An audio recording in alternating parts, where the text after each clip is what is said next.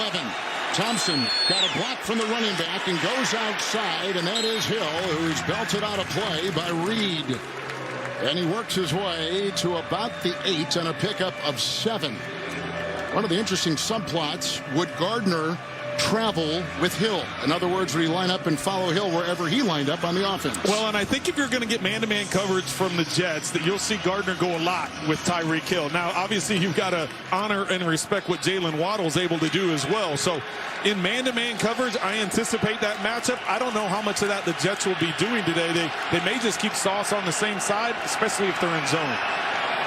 Fullback in golden motion. Mostert gets the call on that 2nd down and 5 and works his way to about the 12, maybe just beyond, hit by Mosley and a pickup of 4. And Kevin, this Jets defense is much improved than it was a year ago. We mentioned some of the new pieces. We talked about Sauce Gardner, the play that he made. Robert Saleh in his 2nd season as head coach, and Jeff Ulbrich in the 2nd season as defensive coordinator. They seem more in sync. What they've been able to do, the numbers are vastly improved from last year to this year, and here they have a key 3rd down to try and get the ball back in some great field position. Secondary has improved. Jordan Whitehead has been added. DJ Reed has been inserted, and of course they've got Gardner. 3rd down and 1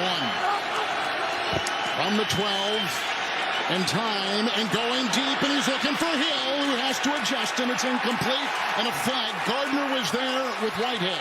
Well, there's the man-to-man coverage we were talking about, and Gardner running down the field with Tyreek. Tyreek makes an adjustment to the ball. He actually comes back for it and jumps into Gardner, and Gardner not getting his head around, gets those hands on him, and that's going to be a pass interference, giving the Dolphins pass interference. 1st down Defense up on number midfield. 1. The ball be placed at the spot of the foul. Automatic 1st down. It's interesting, you mentioned this earlier, that Tyreek Hill has a quad injury. He has been limited this week in practice, as has Jalen Waddle. He has a groin issue for the Dolphins. Well, and I think the thing Sauce is going to learn real quick and go against Tyreek Hill, you better get your hands on him early on, because it's hard to keep up with him from a speed standpoint, and he was doing everything he could to catch up to Tyreek. So when Tyreek came back for the ball, Gardner wasn't in position to turn around, and then that hands got involved, and that's what the officials called it on. So giving the Dolphins ideal field position here after the pass interference call. 34-yard penalty in essence. Armstead the block, and there is a scrambling Thompson, chased on the play by Thomas, and incomplete down the side, and the coverage by Parks to Mel. Guys, Teddy Bridgewater spent about 6 or 7 minutes in the blue medical tent with the athletic training staff, as well as the unaffiliated neurotrauma consultant. He was walked off into the locker room where he currently remains. He has an elbow injury, but is also being evaluated for a concussion. And guys, Reed Sinnett not active today, so I'm told Cedric Wilson would be the backup quarterback now. Cedric Wilson is out of Boise State, has been a quarterback in his past in high school. 2nd down and 10. With the first place Dolphins at their own 46. And Thompson short and through the hands of the intended receiver. That was Chase Edmonds, the running back. And it's incomplete. He did have a little room to roam. Edmonds, they use him a lot out of the backfield, but right through his hands there, and the coverage on the play by Alexander.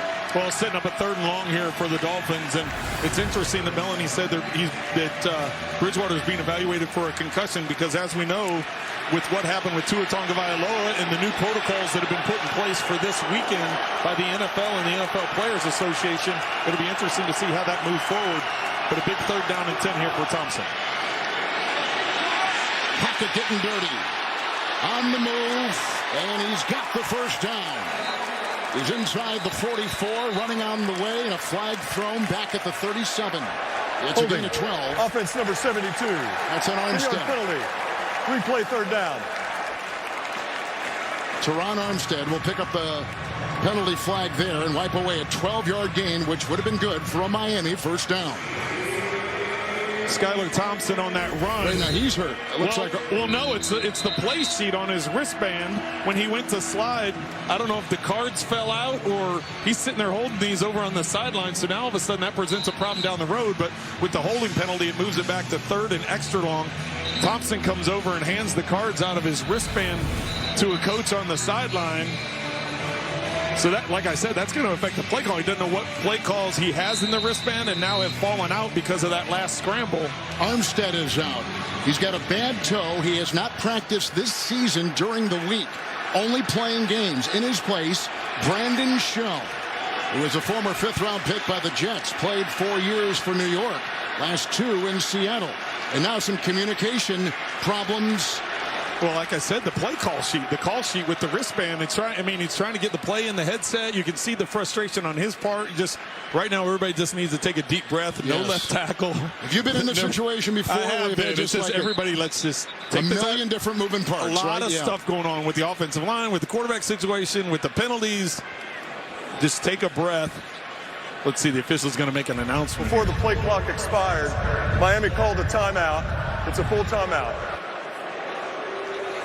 Skylar Thompson taking the place of the injured Bridgewater. He is from Independence, Missouri. He was the Missouri High School Player of the Year, went to Kansas State, played there for 5 years, and he was a 7th-round pick by Miami. Now, in the preseason, he became a favorite of Fin fans with what he did, and he was terrific with the highest passer rating of any quarterback, again, for what it's worth, in preseason. Well, and here he is, and now for Bridgewater. And you're right, Kevin. He was a 7th-round pick, and I had mentioned that he was undrafted, but really just kind of caught everybody by surprise with the numbers he put up in the preseason. And when Mike McDaniel was asked about him, he's like, listen, I'd be crazy to try and cut this guy and try and sneak him onto the practice squad because there's other teams around the league that would scoop him up right away. Faced with a huge 3rd and long here. Got to be careful not to try and force something. Understand from a field position standpoint, they've been productive in getting it away from their own goal line. Just be smart with your decision here. So the starting left tackle is out. The starting quarterback is out. And we're only at 6:51 of the first. 3rd and 20. And the need, the 44 of the Jets. Shell the block and going deep and out of bounds and incomplete. And they were aiming for Sherfield. They had Reed back there and others. Overthrown ball is 4th down. Here comes the punting unit for Miami.